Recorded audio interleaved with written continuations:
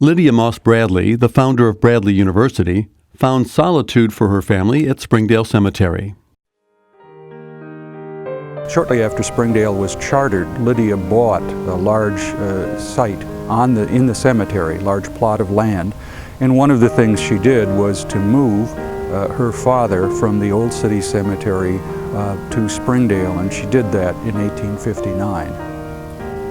Tobias was originally involved in partnerships with Lydia's brother, William Moss, who was already in Peoria and quite a successful businessman in a number of ventures.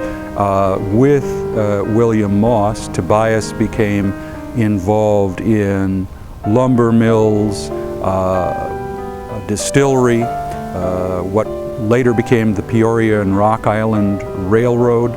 In fact, William Moss at one time had purchased a riverboat which Tobias piloted up and down the Illinois River, earning a pretty substantial income for hauling freight. So really, I guess, you could say Tobias Bradley apprenticed under William Moss and developed a lot of his shrewdness in business, and he also encouraged Tobias to get into land speculation, both residential and commercial property.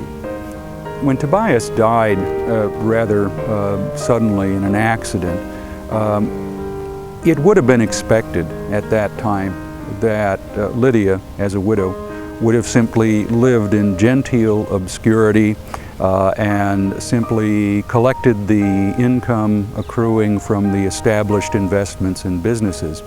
And she was really very unusual for her time because she did not do that.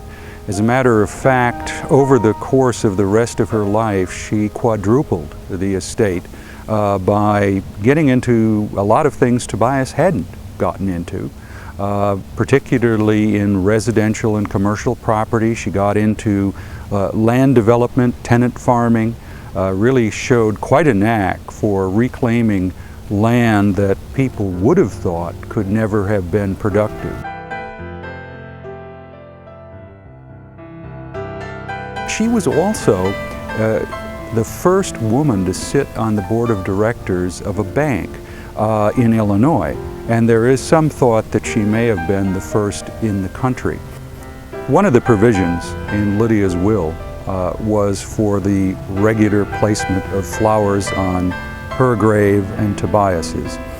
That may have been because Lydia was an avid amateur gardener, maintained a very large garden in the back of her home, and was always raising and experimenting with varieties of flowers. So despite the fact that it was a common enough custom, it may have kind of had a special place in her heart.